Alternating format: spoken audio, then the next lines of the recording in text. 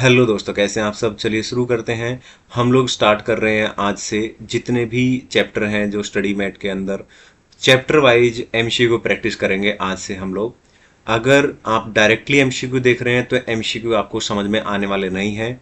बहुत लोग ये गलती करते हैं कि वो पहले ही एमसीक्यू उठा के देखने लगते हैं और उन्हें कुछ भी समझ में नहीं आता। उन्हें लगता है कि बन जाएगी बात। नहीं, ठीक है ना। आप पहले प्रॉपर थ्योरी कर लें अपनी सारी की सारी, और जो भी प्रैक्टिकल क्वेश्चन इंपॉर्टेंट है वो जरूर बना लें।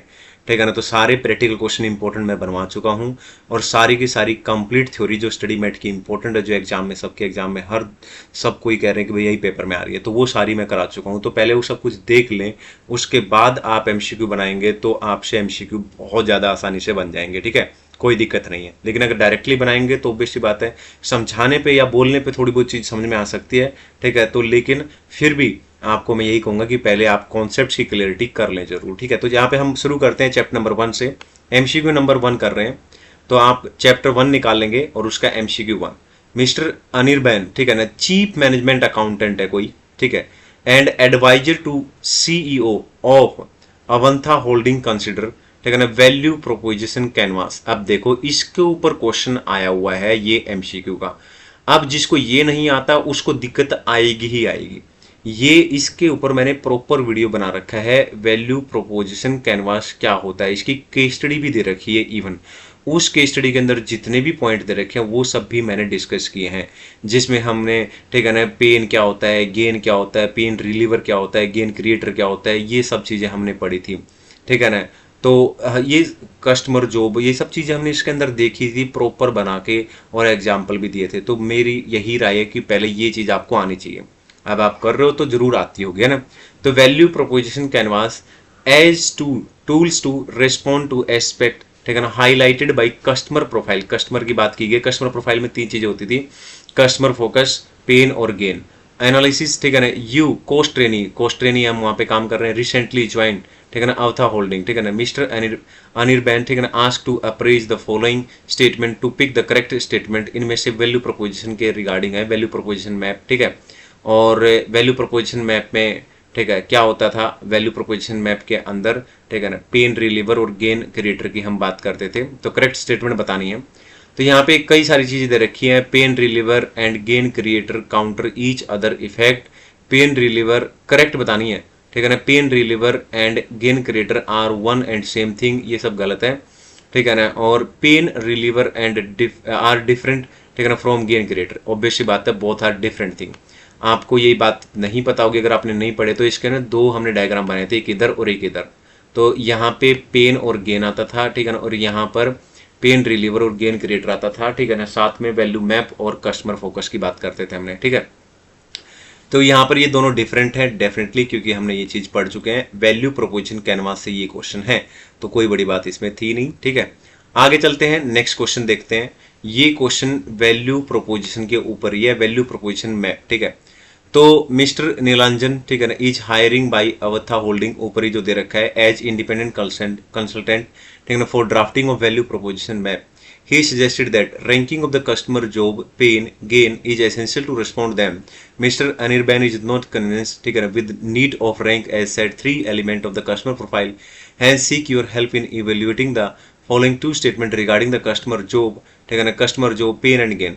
तो customer job, pain and gain, ठीक है ना, यहाँ पे कस्टमर के ऊपर फोकस की बात कर रही है। ठीक है, तो यहाँ पर कुछ बातें लिख रखी हैं।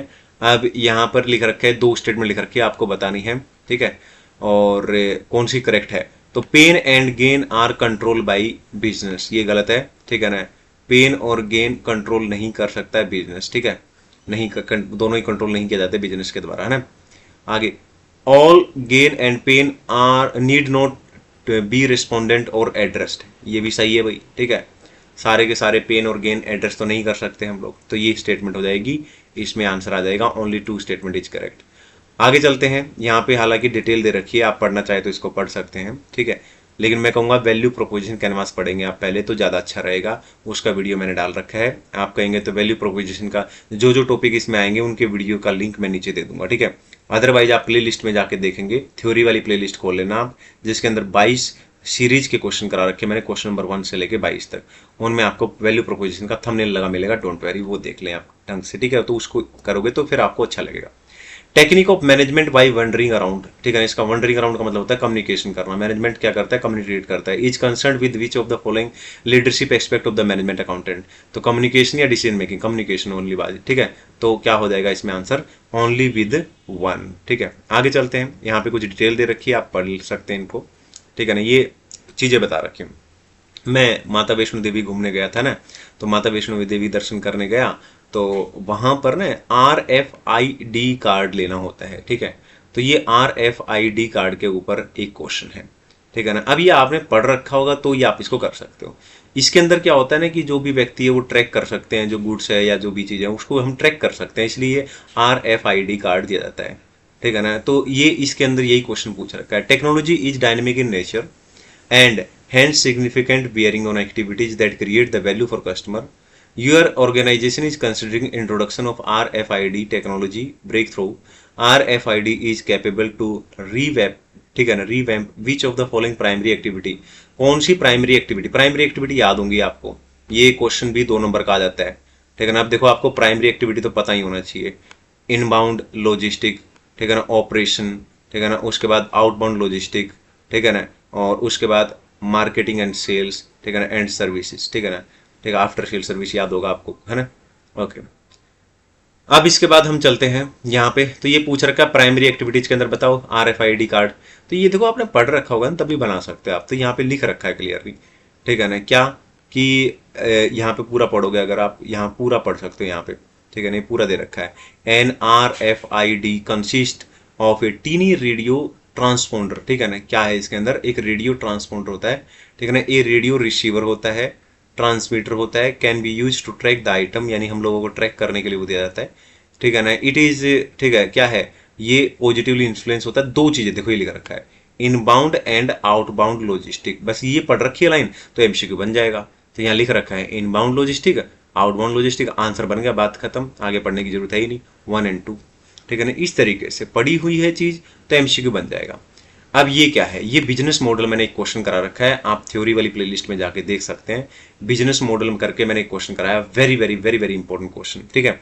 तो बिजनेस मॉडल क्या होता है, ठीक है ना, और बिजनेस मॉडल के अंदर 3 कंपोनेंट की बात की गई यहाँ पे। तो कस्टमर वैल्यू प्रोपोजिशन, अब देखो याद है तो आप बना सकते हो, नहीं तो नहीं बना सकते, ये भी बिजनेस मॉडल का कंपोनेंट होता है। प्रॉफिट फॉर्मूला ये भी होता है, और तीसरा होता है की रिसोर्सेज एंड प्रोसेस। अब याद है तो भाई कर लोगे, नहीं तो फिर तुक्का तो लगेगा नहीं ना, तो ये चीज होगी इसमें, बच गया ना। तो ये 3 तो कंपोनेंट हैं ही इसके, ठीक है। तो 3 कंपोनेंट ये है इसके, तो ये आपको पूछ रखा है इसने, तो कौन कौन से कंपोनेंट है, तो इसमें हो गया 1, 2 और 4, तो 1, 2 और 4 है ना। तो ये वाला कंपोनेंट है ही नहीं जो बीच वाला, तो ये देखो यहाँ पे दे भी रखा है इसने, ठीक है ना। ये मैंने डिटेल में करा रखा है, इसके ना 6 नंबर तक, 8 नंबर तक, 10 नंबर तक का क्वेश्चन आ सकता है, तो देख लेना बाकी इसको पूरे डिटेल में, है ना। तो अब हम चलते हैं, 3 कंपोनेंट ये दे रखे हैं जैसा कि मैंने आपको बताया था, ये रहे, ठीक है। आगे चलते हैं। अब ये क्वेश्चन देखिए, जैसे ये क्वेश्चन है, अब ये क्वेश्चन यहाँ पे इसका आंसर तो आप बना लोगे, लेकिन आंसर कैसे बनाओगे जब तक आपको पता नहीं होगा। तो ये चीज याद होनी चाहिए, ये जो आपको ना ये याद होना चाहिए। यहाँ आप देखो एग्जिट बैरियर, और यहाँ पे है एंट्री के बारे ऊपर एंट्री बैरियर। अगर एंट्री बैरियर क्या है, हाई है, और एग्जिट बैरियर भी क्या है, हाई है, तो यानी कि हाई मार्जिन होगा आपको, लेकिन रिटर्न भी, रिस्क भी क्या होगा, हाई रिस्क होगा। तो यही क्वेश्चन इसमें पूछ रखा है बस। अब ये आता है तो आपको बन जाएगा, है ना। तो यहाँ पे देखो हाई एंट्री, ठीक है ना, हाई एंट्री, ये देखो हाई एंट्री होगा, ठीक है ना, हाई एंट्री, और एग्जिट बैरियर, ठीक है ना, हाई एग्जिट बैरियर, है ना, ठीक है ना। तो ये कब होता है, ये तभी होएगा जब high margin with high return होगा, ये वाला, ठीक है ना। ये हमने पढ़ा ना, हाई एग्जिट और हाई एंट्री, तो ये क्या होगा, हाई मार्जिन और high risk. I hope clear है। ये था MCQ नंबर 6। MCQ पूरा भी नहीं पढ़ोगे तो भी आपको आंसर दिख जाएगा, कोई दिक्कत नहीं है, ठीक है ना। मैंने यहाँ पे टिक कर रखे हैं, ठीक है। तो सारे MCQ मैं भी करके गया था, तो आप भी अच्छे से करके जाएंगे। The board of modern furniture limited है करके है। अब इसका क्वेश्चन कैसे, आपको ये पूरा क्वेश्चन पढ़ोगे ना आप, तो इसमें क्या होता है कि जो IM होता है ना, ठीक है ना, IM, ठीक है। तो ये कह रहा है कि भाई इंफॉर्मेशन मैनेजमेंट बोलते हैं, जैसे हम information management strategy is relationship oriented होती है। ये क्या होती है, रिलेशनशिप ओरिएंटेड। अब यहाँ पे इसी के ऊपर क्वेश्चन पूछ रखा है, तो यहाँ पे कुछ बातें लिख रखी है कि इंफॉर्मेशन, ठीक है ना, ये IT दे रखा है इसने, इंफॉर्मेशन टेक्नोलॉजी सप्लाई ओरिएंटेड, है ना। और आगे कह रहा है कि इंफॉर्मेशन ये क्या सिस्टम, ठीक ठीक है ना, स्ट्रेटेजी इज डिमांड ओरिएंटेड, और I am strategy is dimension oriented, गलत है, रिलेशनशिप ओरिएंटेड है। तो ये कह रहा है कि which of the following specified statement are incorrect, तो ये इनकरेक्ट है। क्यों? क्योंकि आई एम स्ट्रेटेजी क्या होती है, रिलेशनशिप ओरिएंटेड होती है, यहाँ डिमांड ओरिएंटेड लिख रखा है, तो ये इनकरेक्ट हो गया। इस तरीके से आपको क्वेश्चन पढ़ने हैं और अच्छे से। ये वैल्यू चेन का क्वेश्चन है। अब वैल्यू चेन आपने पढ़ा होगा, वैल्यू चेन के अंदर दो तरीके की एक्टिविटी आपने पढ़ी होगी। कौन कौन सी? प्राइमरी एक्टिविटी, जिसके अंदर inbound outbound, inbound operation, outbound logistic, ठीक है ना, और उसके बाद मार्केटिंग एंड सेल्स, और उसके बाद सर्विसेज की बात की गई थी, आफ्टर सेल सर्विस, ठीक है, तो ये पढ़ा होगा। उसके बाद दूसरी आपने सपोर्ट एक्टिविटी या सेकेंडरी एक्टिविटी पढ़ी होगी, प्रोक्योरमेंट, ठीक है ना, टेक्नोलॉजी डेवलपमेंट, टेक्नोलॉजी की बात की गई थी जिसमें, ठीक है ना, HRM, और ठीक है ना, इंफ्रास्ट्रक्चर, ये सब आपने पढ़ा होगा वहाँ पे। तो ये क्वेश्चन आया हुआ है, ठीक है ना, तो इसके अंदर आप पढ़ेंगे, ठीक है ना। तो क्या कहता है, AFL, ठीक है, Ally fabric limited has recently decided to invest in electronic data interchange system, मतलब कुल मिला के एक ये इलेक्ट्रॉनिक डाटा इंटरचेंज सिस्टम, ठीक है ना, में इन्वेस्ट करना चाहते हैं। तो विच एक्टिविटी, ठीक है ना, with in AFL is value chain, ठीक है ना, न्यू EDI सिस्टम इम्प्रूव। अब इसमें क्या होता है ना, देखो कई लोग क्या करते हैं ना, यहाँ पे ये बात पढ़ के उनको लगता है कि अरे भाई ये तो याद है हमें, ठीक है ना, यहाँ पे तो किसकी बात की गई, इलेक्ट्रॉनिक डाटा, लगता है कि टेक्नोलॉजी की बात की गई है, ऐसा कुछ सोचने लगते हैं, ठीक है ना। जबकि आप यहाँ पे क्लियरली आप इसको पढ़ के जाओगे ना तो आपको पता लग जाएगा, EDI system, electronic data interchange system, will improve system for sourcing and purchasing the material. Purchase किस में आता है, प्रोक्योरमेंट में आता है, सेकेंडरी एक्टिविटी, ठीक है ना, सेकेंडरी सपोर्ट एक्टिविटी के अंदर। तो ये प्रोक्योरमेंट होता है, तो प्रोक्योरमेंट होता है, ठीक है ना, बाकी चीजें नहीं होता है, ठीक है ना, प्रोक्योरमेंट होता है, बाकी चीजें नहीं होता है, ठीक है, तो ये बात आपको ध्यान रखना है, तो प्रोक्योरमेंट में आ जाएगा, ठीक है। तो इसलिए बोलते हैं कि भाई पढ़ के जाओगे अच्छे से तो सारे MCQ क्लिक कर जाएंगे, बहुत सारे MCQ एज इट इज आपको मिलने वाले हैं, ठीक है। आगे कहता है management accountant assume the role of leader, ठीक है ना, हु नीड टू मेक और assist in decision making in a wake of the organisation, ठीक है ना, make the communication of strategy, plan, vision, value while getting such decision executed either himself or through the others। आगे कहता है remain the ethical throughout which of the following statement incorrect, and increasing the number of organization are segregation management accountant is separate managerial accounting department, ठीक है ना। तो ये ध्यान रखना आप, ठीक है ना, आप ये जो नीचे रीजन पढ़ोगे तो इससे ये चीज क्लियर हो जाएगी, ठीक है ना। ये चीज जो है क्या है, इनकरेक्ट है। इंक्रीजिंग नंबर ऑफ ऑर्गेनाइजेशन बढ़ने से are segregation management accountant in separate managerial, ठीक है ना, अकाउंटिंग डिपार्टमेंट, ऐसी कोई चीज नहीं होती है, ठीक है ना। जब हम ये पढ़ेंगे तो ये पूरा हमें पता लग जाएगा। लास्ट क्वेश्चन देखते हैं इसके अंदर और फिर हमारा चैप्टर कंप्लीट हो जाएगा, 10 MCQ। लेकिन जैसा कि मैंने बताया जो जो टॉपिक इसके अंदर आए हैं इंपॉर्टेंट, उन सभी के वीडियो प्लेलिस्ट में जाके आपको अलग से मिल जाएंगे, थंबनेल लिख रखा है ऊपर, डोंट वरी, थंबनेल से ही आइडेंटिफाई कर लोगे आप, ठीक है ना। ओके, टाटा फैब्रिक्स के यहाँ पे कुछ बातें लिख रखी है। अब देखो इसके अंदर है ना, ये क्वेश्चन आता होगा ना तो ही बना पाओगे, ठीक है ना, क्योंकि ऐसे क्वेश्चन आपने पढ़ रखे तो ही बना पाओगे। तारा fabric considering the decision regarding the segmentations, management accounting raised and said it was acknowledged that managerial discretion, ठीक है ना, and judgment determine which markets are selected and targeted and which others are ignored. In order to market segregation to the effective, all the segments must be, segments कैसे होने चाहिए, अब ये sequence याद होना चाहिए आपको, है ना, ये होना चाहिए क्या, DAMP डम्प, ठीक है ना, मैंने ऐसे याद कर लिया था, D for distinct, A for accessible, ठीक है ना, M for measurable, P for profitable, इसे याद रखना पड़ेगा आपको, है ना, क्लियर है।